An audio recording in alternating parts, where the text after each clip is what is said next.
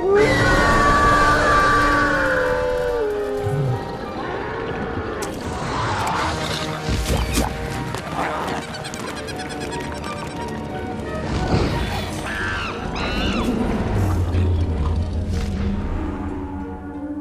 connaissez Nessie, le célèbre monstre écossais, mais connaissez-vous les autres monstres qui vivent dans des lacs ? Il y en aurait plus de 200 dans le monde, comme Ogopogo, le serpent marin qui hante les eaux du lac Okanagan au Canada. Vous avez certainement entendu parler du Yéti, mais connaissez-vous l'Almasty, le Yeren ou encore le Barmanou, ces hommes sauvages inconnus qui existeraient dans le Caucase, en Chine ou dans les régions montagneuses du Pakistan ?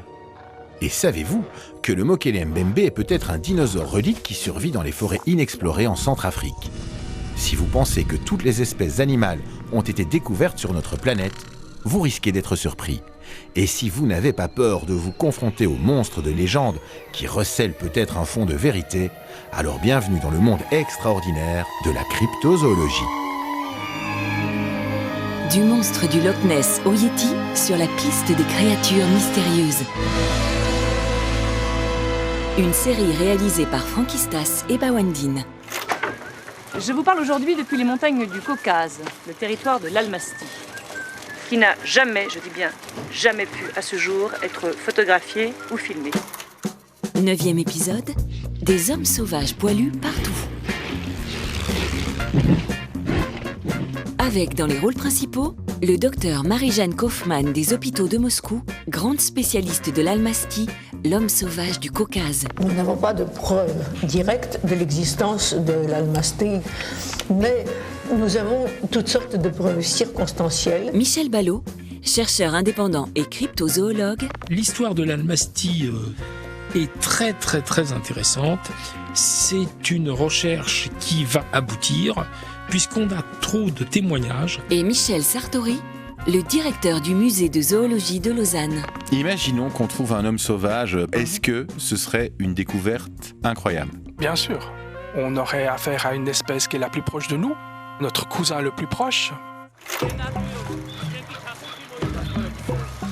Il est venu la nuit dernière. On n'a pas pu l'apercevoir, mais il a laissé des dizaines de traces.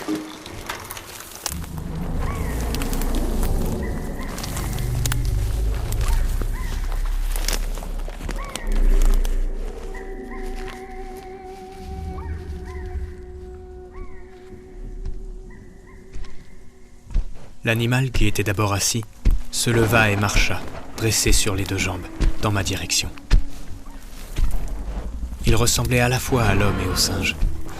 Encore enfant, j'avais entendu raconter pas mal d'histoires sur les Almasty, les hommes sauvages, mais je n'y croyais pas. Et voilà maintenant que j'en avais un sous les yeux. Il avait de longs poils, noirs comme ceux d'une chèvre. On avait l'impression qu'il n'avait pas de cou. Sa tête lui paraissait directement soudée aux épaules. De longs cheveux lui pendaient de la tête. L'Almasty se rapprocha et passa à mes côtés. C'était un mâle. Il avait la tête allongée, pointue vers le haut. En marchant, il balançait ses très longs bras qui lui descendaient jusqu'aux genoux. S'éloignant de moi jusqu'à 200 mètres environ, l'étrange créature traversa le chantier et s'assit de nouveau. Elle resta accroupie pendant 2 ou 3 minutes, ses mains touchant le sol.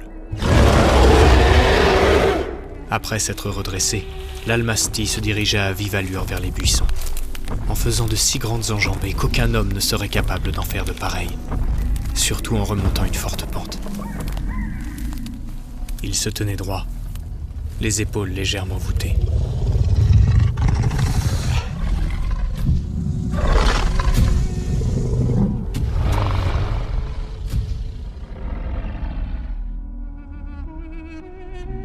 Cette déposition a été faite par Ramazan Omarov, le 20 août 1959.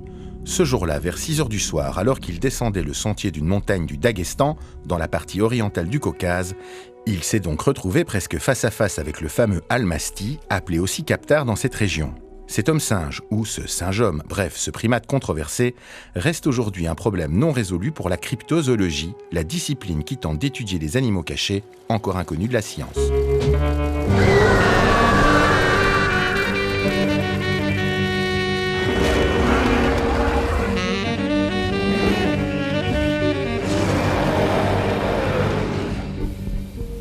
n'avons pas de preuves directes de l'existence de l'almastie. Nous n'en avons pas, nous sommes des biologistes et il nous faut être vivants. Mais nous avons toutes sortes de preuves circonstancielles, les descriptions de nos témoins qui sont ignares en matière de paléontologie et qui nous donnent toute une série de symptômes, de critères anatomiques. Par exemple, la visière suborbitale, l'éminence des pommettes, des arcs zygomatiques, la proéminence de la partie du massif facial, l'absence d'éminence montagnère. Donc, toutes sortes de détails absolument précis, absolument authentiques et qu'ils ne peuvent pas avoir vu.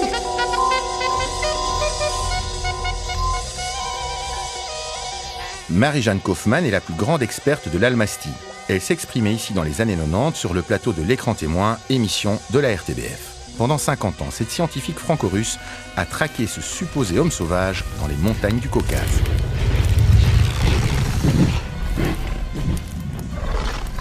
L'almastie, c'est un être qui vivrait essentiellement dans l'Asie centrale. Michel Ballot, chercheur indépendant et cryptozoologue. Et les recherches de l'almastie ont été faites essentiellement par Marie-Jeanne Kaufmann, qui vit encore à Paris, qui a près de 100 ans, du reste Marie-Jeanne Kaufmann, qui était ancien chirurgien des hôpitaux de Moscou. L'almastie qui survivrait encore de nos jours dans des zones dans le Caucase a été étudiée par des très grands anthropologues et scientifiques d'après-guerre comme Boris Porchnev, Dimitri Bayanov, etc., etc.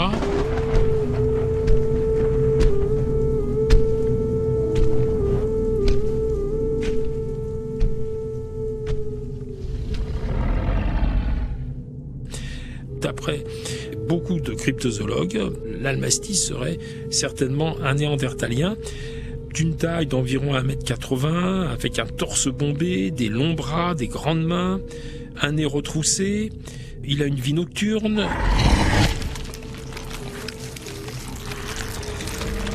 Si vous avez écouté l'épisode 5 de cette série sur les créatures mystérieuses, celui consacré à l'homme congelé du Minnesota, vous en savez un peu plus sur la théorie de la survivance d'hommes de Néandertal jusqu'à nos jours.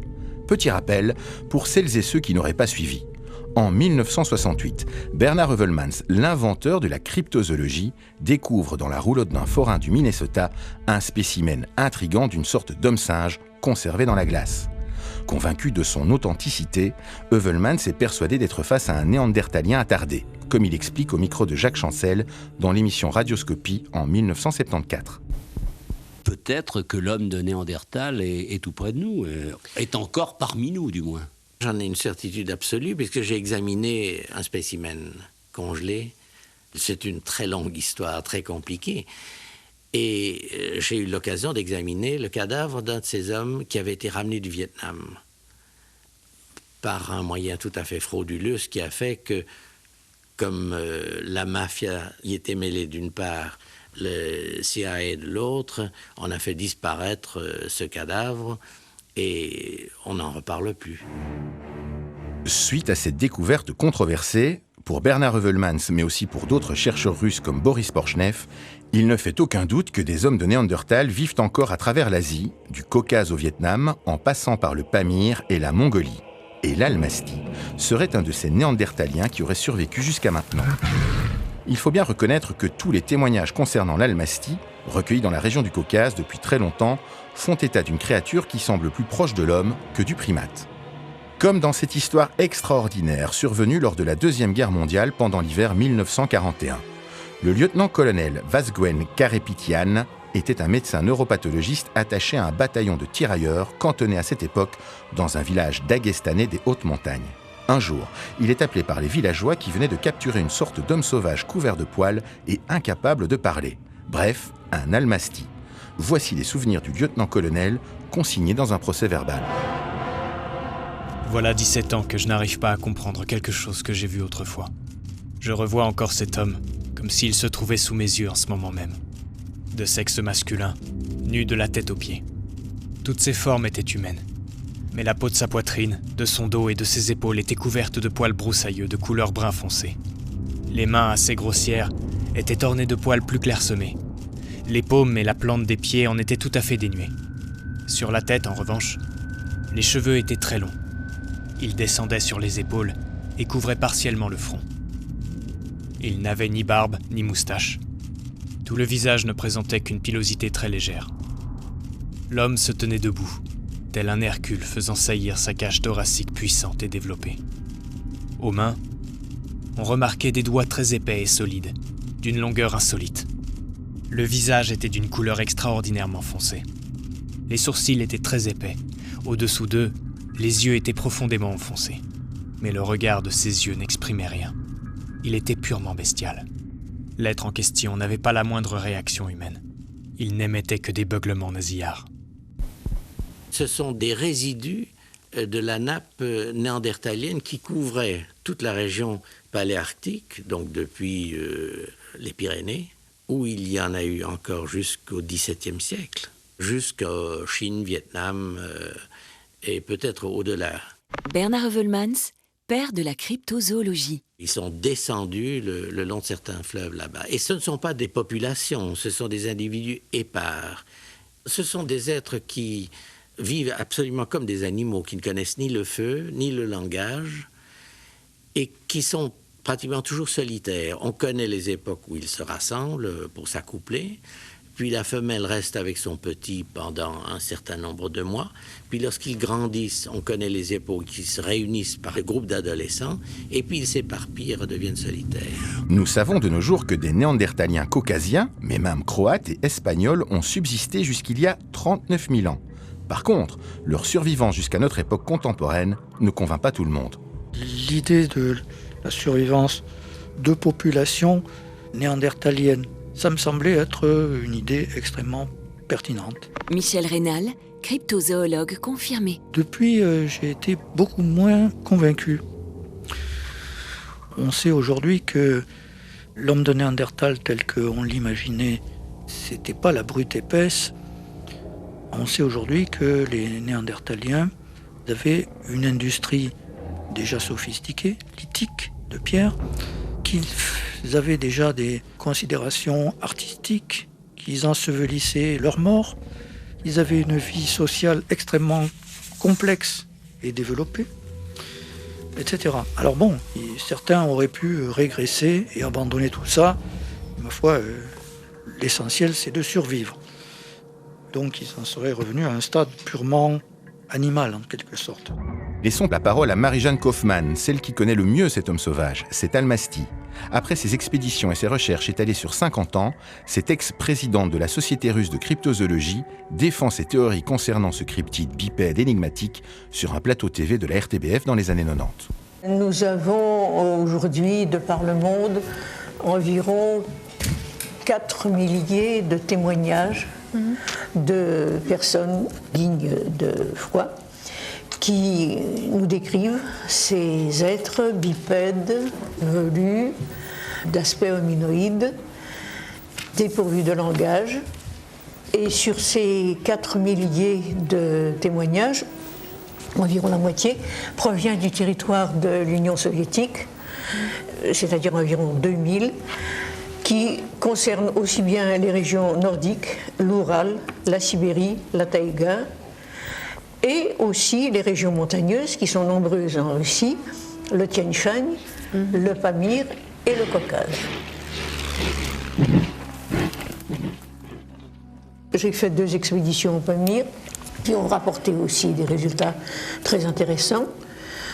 Au Caucase, nous disposons d'environ 500 témoignages. Alors, il faut dire que tous nos témoins ou les témoins des autres chercheurs, en dehors de l'URSS, appartiennent à des milieux culturels totalement différents, totalement étrangers l'un à l'autre, comme le Caucase et le Canada, par exemple, ou la Mongolie et l'Australie. Ils sont séparés par d'immenses territoires, ces témoins. Et bien entendu, Comme pour le Yéti ou le Bigfoot, Marie-Jeanne Kaufmann a pu observer, photographier et effectuer des moulages d'empreintes d'Almasty sur le terrain. C'est un pied qui n'est pas tellement grand, mais qui est très large et qui surtout frappe par sa mobilité, la mobilité de ses parties constituantes. Ainsi, vous avez ici le même individu. J'offre ça à l'expertise du professeur Koppmans. Vous avez ici un même individu. C'est une série d'empreintes sur... il y avait 12-14 empreintes, toute une piste. Et à un certain moment, il a glissé. Est-ce qu'on pourrait le montrer? Oui, on les voit. À un certain moment, il a glissé. Et immédiatement, son pied de presque humain, si on ne compte pas la platipodie, c'est-à-dire la platitude de la sole plantaire, alors le pouce, regardez où il est parti, son pied s'est implanté dans la terre. Par contre, il n'existe aucune photo, ni aucun film d'Almasty. Voyez-vous un cultivateur partir pour son champ, un bûcheron partir dans sa forêt, bardé d'appareils de photo. À qui voulez-vous attendre un document photographique?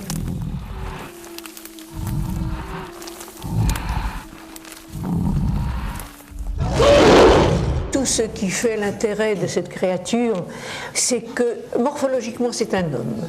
Enfin, à très peu de choses près, un homo, disons. Enfin, il est trop tôt de parler d'un néandertalien, ne serait-ce que d'ailleurs à cause de ses canines. Tout l'intérêt de cette créature, c'est que ça n'est plus un animal, et ça n'est quand même pas un homme. Aux yeux de tous les cryptozoologues de la planète, Marie-Jeanne Kaufmann est peut-être celle qui était la plus près d'aboutir à quelque chose. Il s'en est fallu d'un cheveu pour qu'elle arrive à prouver l'existence de son Almasty. Elle a des empreintes de pieds. Éric Joie, naturaliste et cryptozoologue. Elle a eu des moulages, elle a eu des restes alimentaires, elle a eu surtout beaucoup de témoignages de gens qui ne se connaissaient pas, de peuples différents, qui parlaient des langues différentes. Tout ça se recoupait selon elle, mais elle n'a jamais pu en observer un. Elle n'y est jamais arrivée. Elle est arrivée plusieurs fois le lendemain d'une observation. Ah, tu arrives aujourd'hui, mais hier, il y a un tel qui a observé un captar ou un Almasty, justement à tel endroit, au ruisseau là-bas, à 1 kilomètre. Et j'étais arrivé un jour trop tard. Et les gens disaient dans le cru, on le connaît bien, mais malheureusement, on en voit de moins en moins. Pourquoi ? Parce que Staline, après la guerre, a déporté des populations du Caucase. Or, il semblerait bien que l'Almasty soit un commensal de l'être humain, donc il vit aux abords de l'être humain, comme certains animaux que nous avons chez nous aussi. Le rat, où il y a l'être humain, il y a des rats. Prends un exemple comme ça. Donc, il vivait aux abords de l'être humain, il venait piller les charniers. T'as un veau qui est mort, tu le jettes sur le fumier. Il venait récupérer la viande. D'après les témoins, il venait récupérer des restes de nourriture qui étaient jetés, des fans de légumes et des trucs comme ça. Enfin, tout ce qu'ils pouvaient trouver comme alimentaire. Ce que font les animaux. Et ils viennent fouiller les décharges. On connaît bien les chiens qui viennent fouiller les décharges. On connaît bien. L'Almasty faisait la même chose. Quand l'humain n'est plus là, l'Almasty aurait disparu dans certaines régions. Ça, c'était son hypothèse. Peut-être que les conditions environnementales ont changé aussi, c'est pas bien défini. Mais beaucoup de témoins disent, mon père en voyait souvent, mon grand-père en voyait toutes les semaines. À la rivière, il en croisait 3. Et puis il disait, mais tu ne connais pas l'animal ?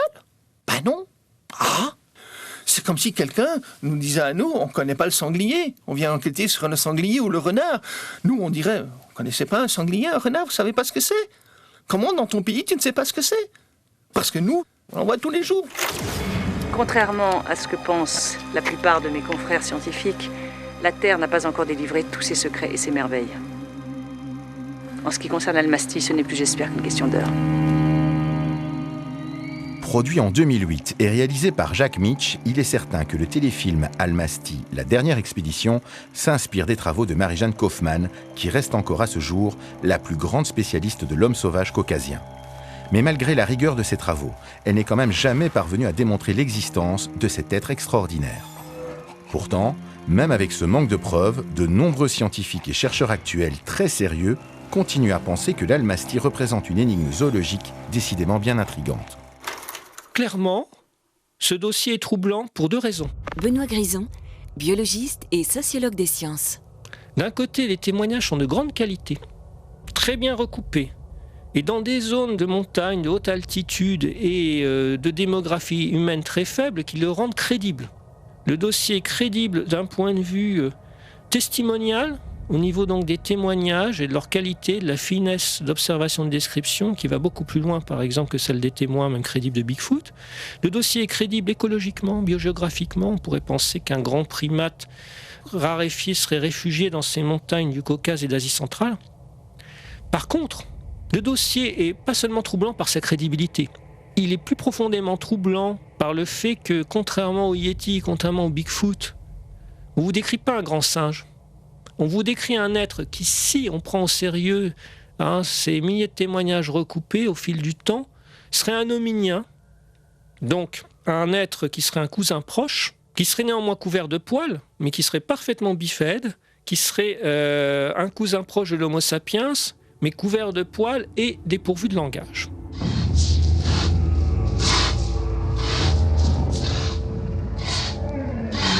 De quoi parlent les gens? Éric Buffetot, paléontologue et chercheur au CNRS. Est-ce qu'ils parlent d'un être réel ou est-ce que ça fait partie plutôt du folklore? C'est là qu'on ne sait plus très bien où on est, de quel côté de la barrière on se trouve. Mais les populations locales te disent un esprit, ça laisse pas des empreintes de pied. Éric Joie, naturaliste et cryptozoologue. Un esprit, ça vient pas la nuit retourner notre jardin, ça vient pas enlever nos veaux dans les prairies.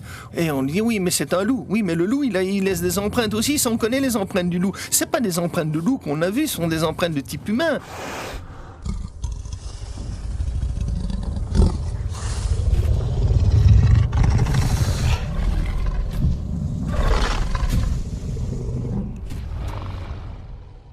Marie-Jeanne Kaufmann, c'est une dame dont on ne peut pas soupçonner l'honnêteté. Éric Buffetot. C'est quelqu'un de très sincère et qui a fait des études très poussées là-dessus, recueilli des témoignages et autres, qui a mené des études qui sont rigoureuses. Elle a eu dans son équipe un zoologiste, Pachenko, qui en a observé un de près. Éric Joie. C'est dans les années 80. On lui avait signalé qu'un almasty venait dans les écuries, dans une ferme, venait tresser les crinières des chevaux. Bizarre. Et il se met à l'affût avec un appareil photo. Il a un appareil photo. Le seul problème, c'est qu'il n'avait pas trouvé de pellicule. On est à l'époque soviétique. Les pellicules, d'après Mélie Marie-Jeanne, ça ne se trouve pas à tous les coins de rue comme chez vous. Mais il dit qu'à un certain moment, en pleine nuit, il va arriver ce qu'il considère comme un jeune mâle, arriver par une ouverture, l'animal descend, puis il s'immobilise, regarde vers l'endroit où était caché Pachenko, ressaute sur la poutrelle et ressort par l'ouverture d'où il était arrivé. Et donc Pachenko l'a pu le décrire comme étant un hominidé, bipède, velu, effectivement, avec des longs cheveux, enfin bon. Ça, c'est un témoignage qui, pour Marie-Jeanne, est tout à fait crédible, vu que le gars faisait partie de son équipe et était zoologiste en plus.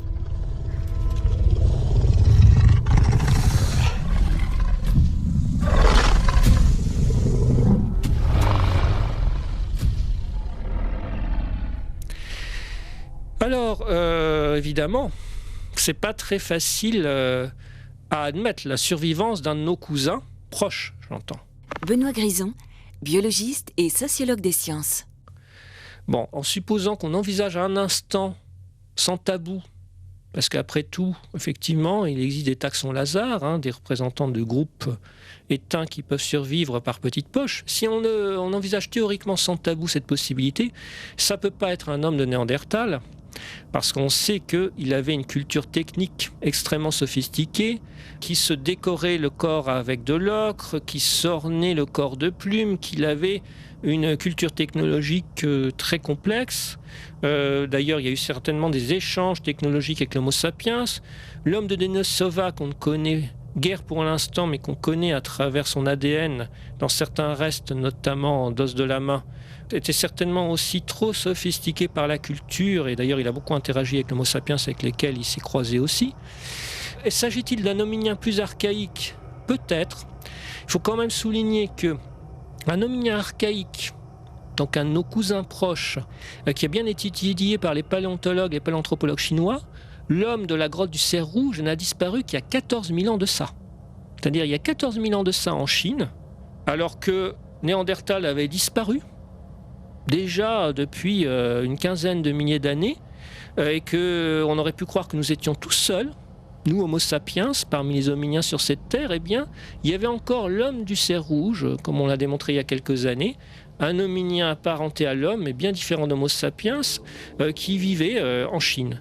Donc, évidemment, le fait qu'un cousin hominien proche de nous, ce fameux homme de la grotte du cerf rouge, ait vécu il y a encore 14 000 ans de ça en Chine, ne permet pas d'exclure complètement qu'il y ait eu peut-être survivance de certaines populations hominiennes non homo sapiens dans les montagnes du Caucase et de l'Hindoukouche jusqu'à une période historique assez récente, et qu'elle ait laissé cette survivance des souvenirs dans les populations de montagnards. Peut-être.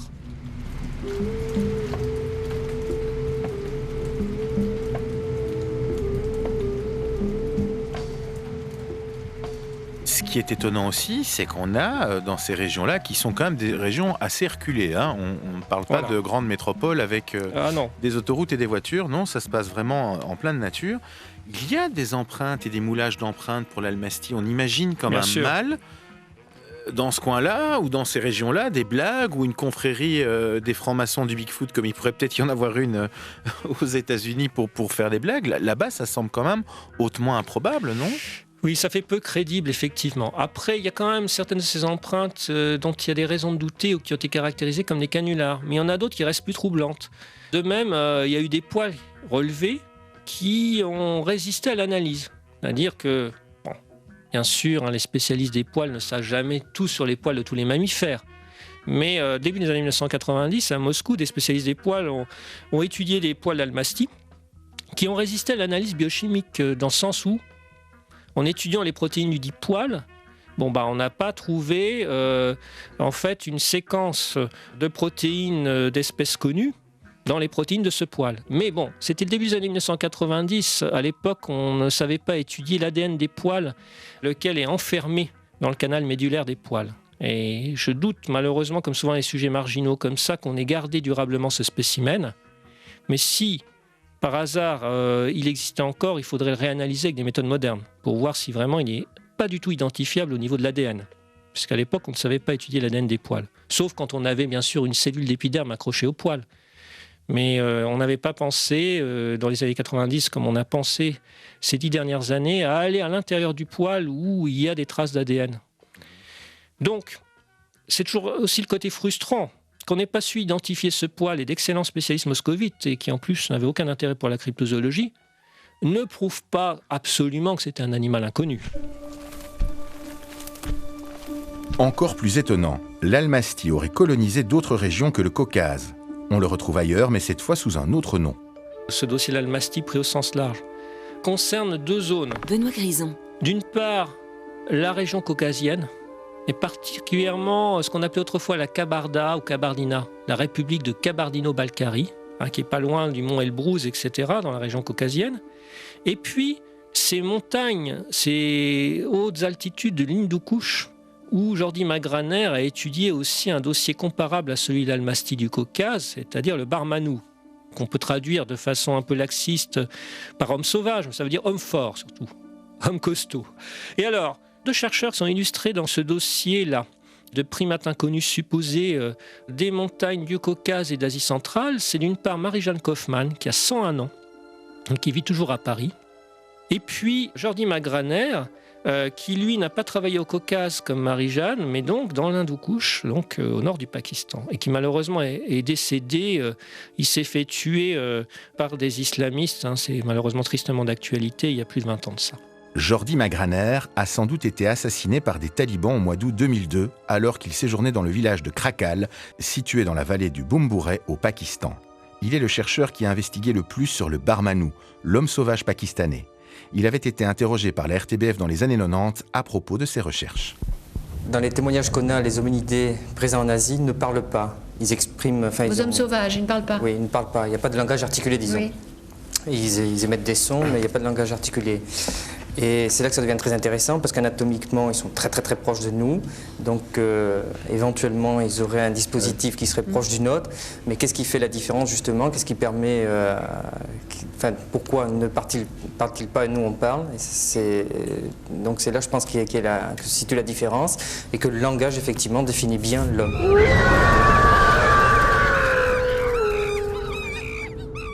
Ce que j'ai essayé de faire, c'est une étude purement zoologique, c'est-à-dire essayer de traiter ça comme on traite n'importe quelle espèce animale. Donc il y a moins longtemps que Marie-Jeanne que je suis sur le terrain, c'est depuis fin 87 seulement.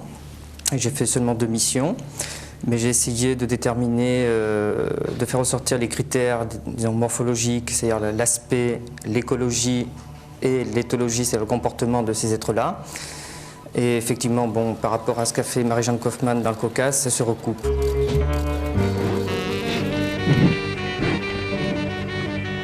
Ce qui est extraordinaire avec le Barmanou de Jordi Magraner, c'est qu'il semble correspondre en tout point au soi-disant homme sauvage congelé qui était exposé dans les foires du Minnesota en 1968.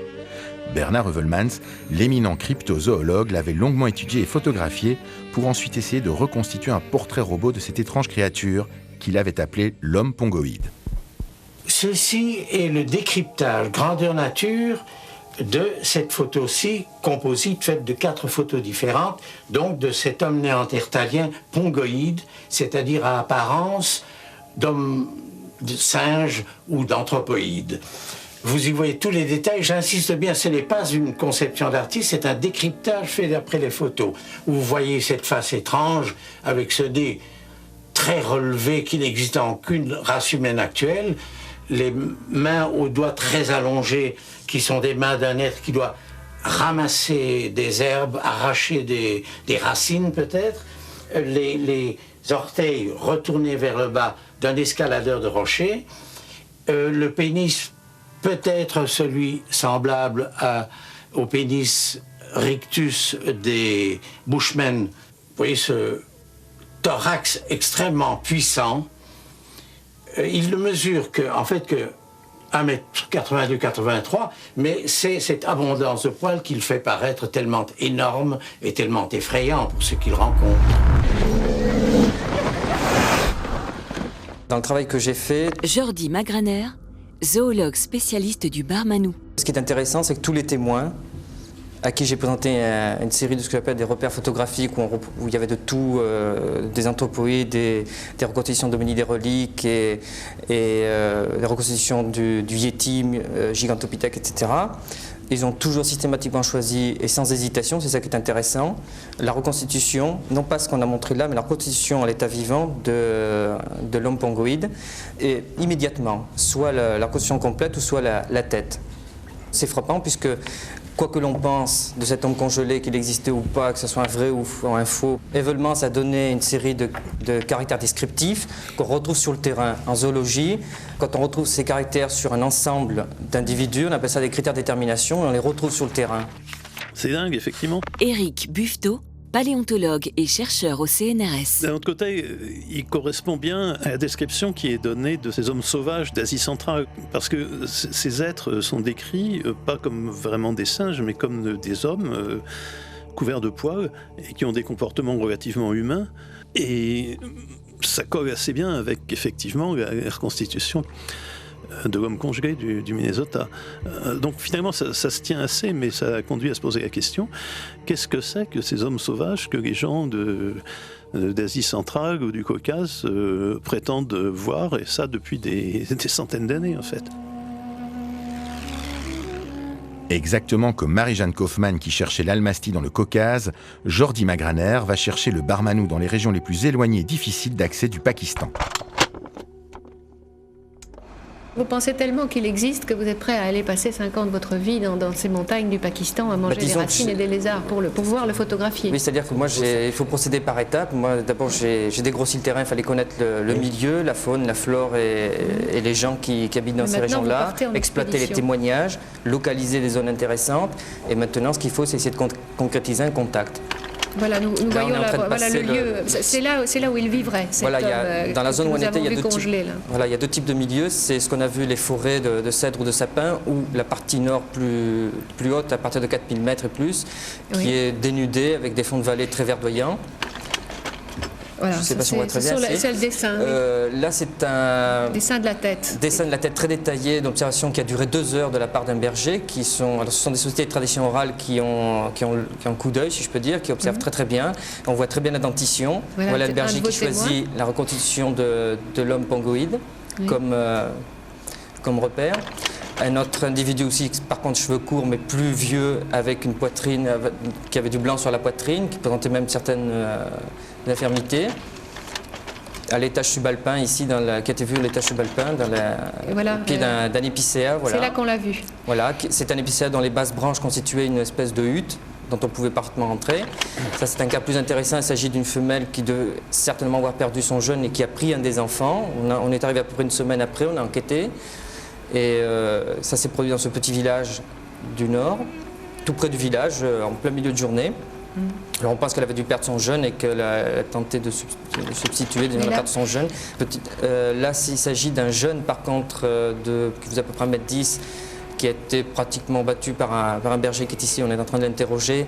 Donc il a pu bien observer le comportement de défense. Il mettait ses mains en avant pour se servir de ses griffes. De ses ongles, pardon, pas des griffes. Là, on voit le pied, qui est un pied pas très long, effectivement, mais qui est plutôt large, qui est adapté à la montagne. Pour son régime alimentaire, il est à dominante, c'est une dominante végétarienne, essentiellement des ols sauvages, comme on a vu, mais il peut également collecter, ramasser des petits animaux, comme des agames qui abondent, ou des jeunes marmottes. C'est ce qu'ils mangent, donc ils mangent tout. C'est ce qu'ils mangent, c'est-à-dire tout ce que les témoins ont vu dans leur comportement, ou des larves d'insectes, ou d'autres petits mammifères, comme ici des pikas, qui sont des petits lapins de rocher. Et le revoilà. Et voici donc la reconstitution de l'homme pongoïde que tous les témoins choisissaient systématiquement. Et donc vous espérez bien pouvoir le photographier et à la limite le capturer? Oui, c'est-à-dire qu'on va essayer d'abord d'essayer effectivement de le photographier ou de le filmer, et puis essayer de le capturer pour, comme on dit, prélever un petit peu de matériel biologique pour voir ce que c'est, éventuellement le radiographier. Est-ce qu'il est agressif? D'après les témoignages, il semble que non. Il n'est pas agressif, il a une certaine attirance qu'on observe dans certains témoignages ou même dans ce que véhiculent les gens pour les femmes. Humaine, mais donc sinon il n'est pas agressif, c'est-à-dire que la simple vue d'un homme, il fuit.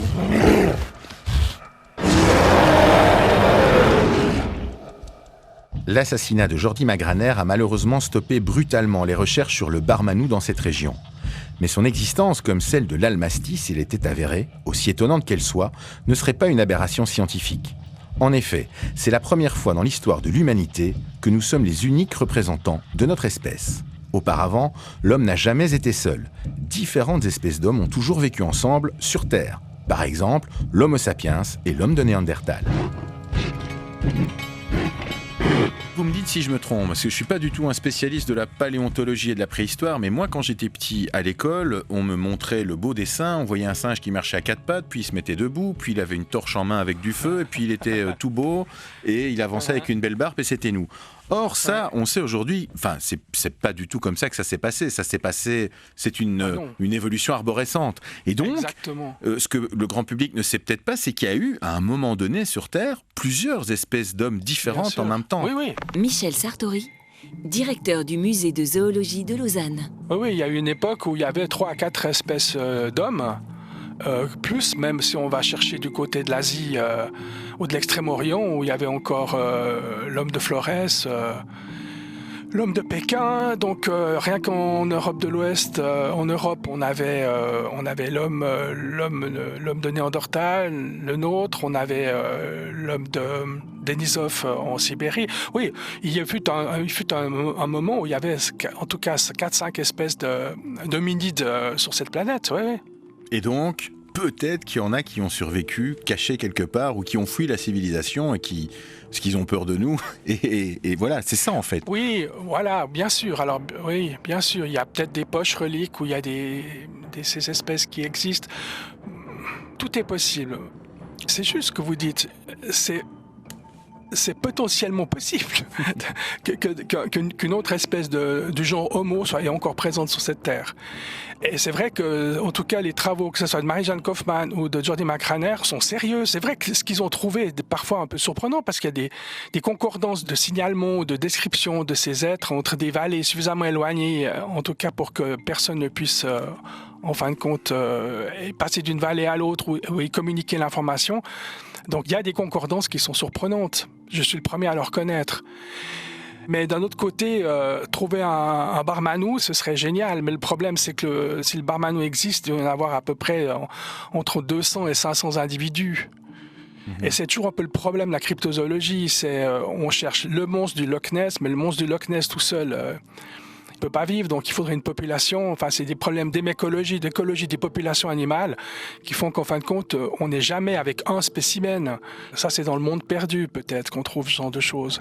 Mais en biologie et en zoologie, on parle de population. Donc le Barmanou ou le Yeti ou le Sasquatch, c'est pas un individu qu'on cherche. On cherche des populations, des familles entières. Et ça, pour l'instant, on les a pas trouvés. Il y en a non plus jamais vraiment trouvé de traces de rassemblement ou de traces multiples. Vous voyez ce que je veux dire? Ça a un côté très dérangeant. Alors il y a une hypothèse alternative qui a souvent envisagé Yves Coppin, c'est que je trouve très intéressante parce que quand même plus vraisemblable. Benoît Grison, biologiste et sociologue des sciences. C'est qu'il s'agisse d'un grand singe mais de type asiatique. Et qui par convergence ait une allure un peu hominienne. Un grand singe qui ne soit pas un hominien mais qui soit éventuellement bipède, c'est pas impossible.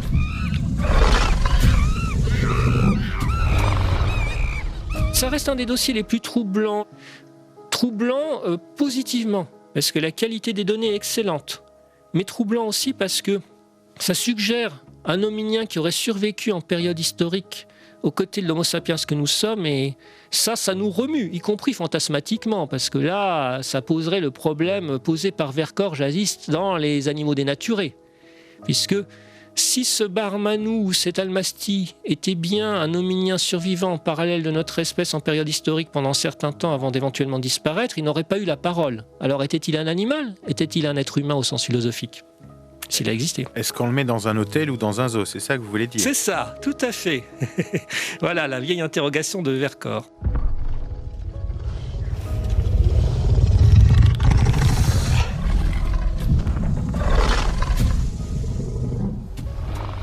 Si c'était un hominien, là, il y aurait des implications philosophiques sur notre vision de ce qu'est être humain.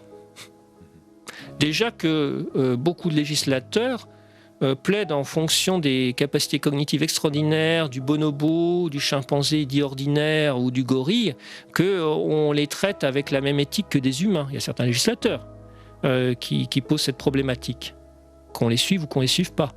Mais si un Almasty existait au sens dominien et non pas au sens d'un grand singe qui aurait pris par convergence une locomotion bipède, alors là, ça poserait des problèmes assez abyssaux d'un point de vue éthique. Qu'on ne serait plus tout seul à dominer le monde. Éric Joie, naturaliste et cryptozoologue. Et puis bon, ça bouleverserait donc les idées de la religion, tout. Il faudrait tout remettre en question, toute la paléontologie, la remettre en question. Toute la paléoanthropologie, il faudrait remettre ça en question aussi, puisqu'on ne serait plus seul. Toute la philosophie, et sans doute beaucoup d'autres choses. Et j'ose faire une comparaison quelque part, et comparaison n'est pas raison, comme on sait. Ce serait peut-être un bouleversement aussi dramatique, enfin pas dramatique, aussi profond, que de rencontrer des extraterrestres sur une autre planète. On n'est plus seul dans l'univers, on n'est plus seul sur la Terre.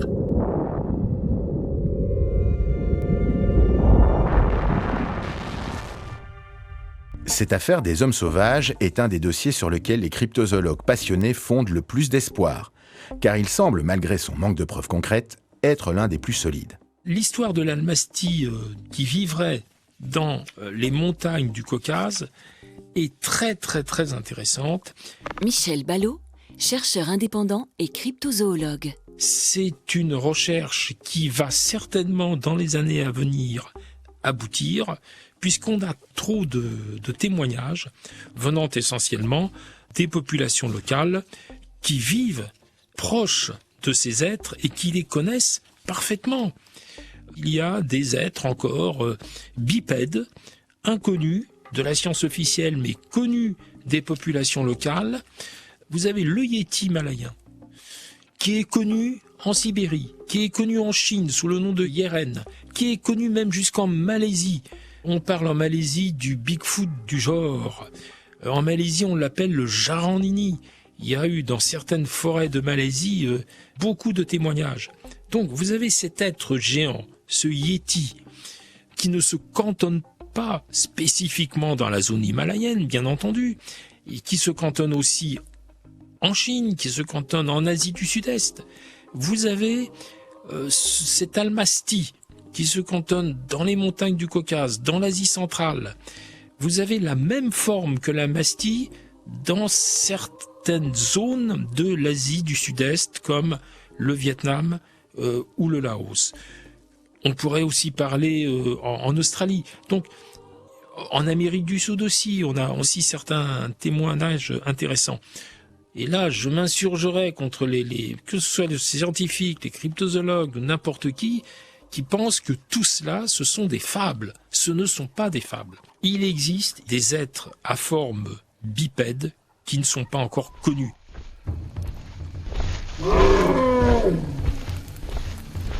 Michel Ballot, dans ses recherches cryptozoologiques, a souvent été proche des populations locales africaines. En effet, il traque depuis près de 20 ans dans les forêts profondes en Centrafrique le Mokele Mbembe, un animal inconnu extraordinaire qui ressemblerait à une sorte de dinosaure relique, mais qui n'en serait pas un.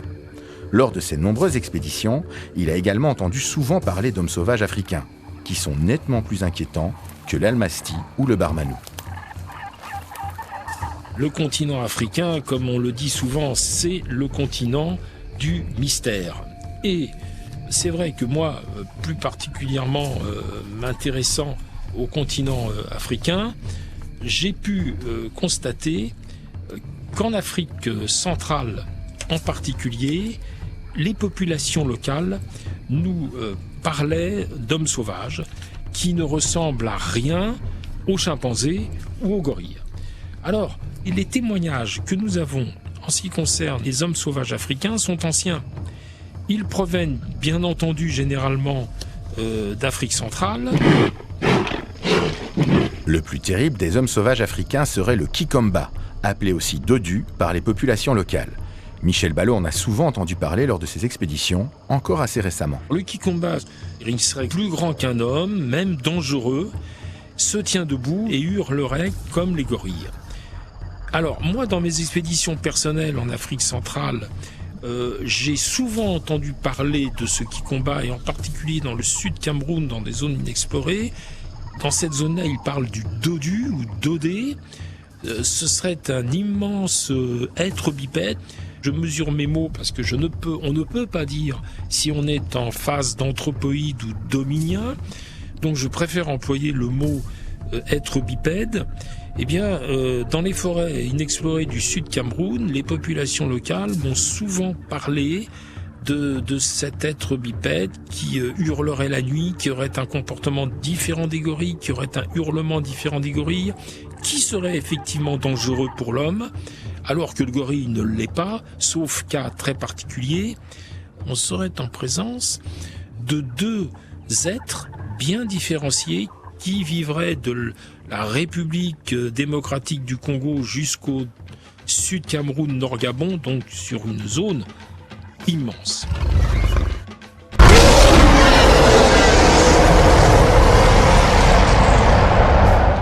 Et ça, je l'ai vu dans certaines de mes expéditions dans la grande forêt pluviale qui sépare le Congo du Cameroun, et plus particulièrement avec les pygmées Baka avec qui je travaille. Et de nombreux villageois m'ont parlé à l'époque, les anciens, que les femmes effectivement avaient peur d'être prises dans la forêt par certains de ces êtres bipèdes, et en particulier par le dodu dont je vous parlais tout à l'heure. Et cela montre que ce sont des êtres certainement relativement malveillants et agressifs qui pourraient même s'attaquer aux chimpanzés et aux gorilles, et donc, bien entendu, à l'homme. Pourquoi ? Parce que ces êtres, certainement qui sont les mêmes que l'on retrouve dans les forêts inondées pluviales du sud Cameroun, ces êtres sont de grande taille, les populations en ont particulièrement peur.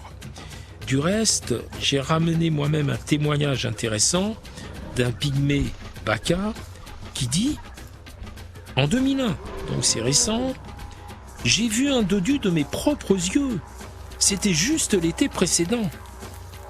Un groupe de chasseurs européens avait émergé de la brousse à l'ouest du village. Ils ont ramené avec eux une étrange créature qui apparaissait être une créature mi-homme, mi-bête. Mais elle était vivante. Plusieurs porteurs la transportaient avec un mât.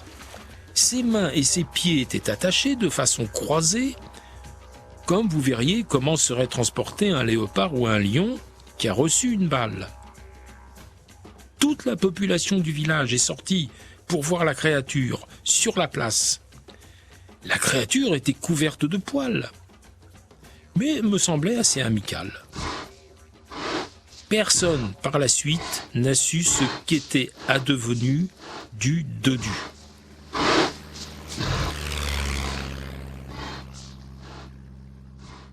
C'est dans le monde entier, en fait, ces histoires.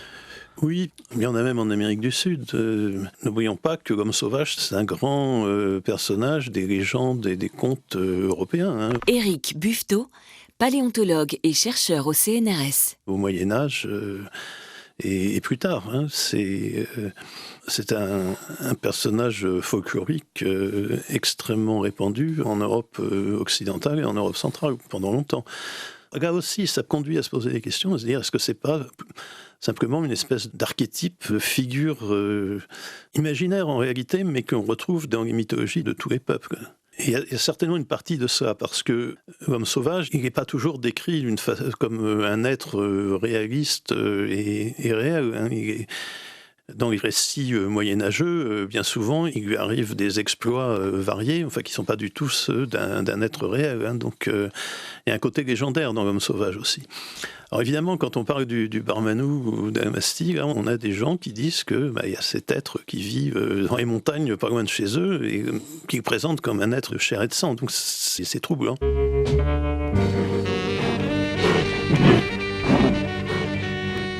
Il y a quand même quelque chose d'étrange. Avec le temps qui passe, comment se fait-il qu'on n'arrive pas à recueillir un spécimen qui puisse emporter la conviction? Comment ça se fait qu'on n'ait jamais trouvé un cadavre d'un de ces êtres? Il n'y a même pas besoin d'aller le tuer à coup de fusil. De temps en temps, ils doivent bien mourir, de mort naturelle, d'accident ou d'autres. Mais jamais on n'a trouvé, même pas un squelette ou un bout d'os.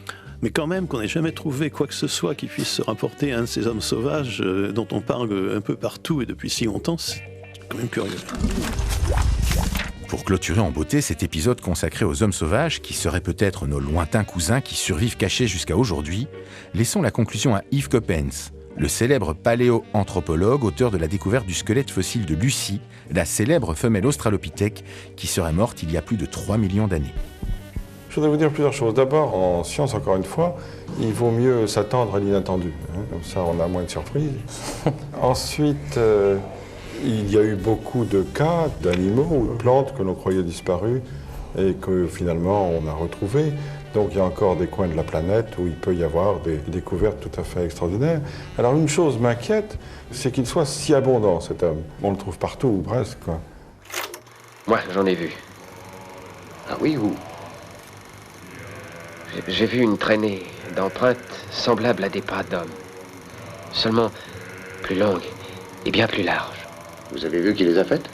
J'ai suivi la piste pendant 1 kilomètre et ça se terminait à un mur de roches nues. C'était juste assez long pour donner une idée de ce que j'étais en train de suivre. Vous êtes un homme impressionnable, monsieur McNee. Ça, c'est le genre d'impression qu'on n'oublie jamais.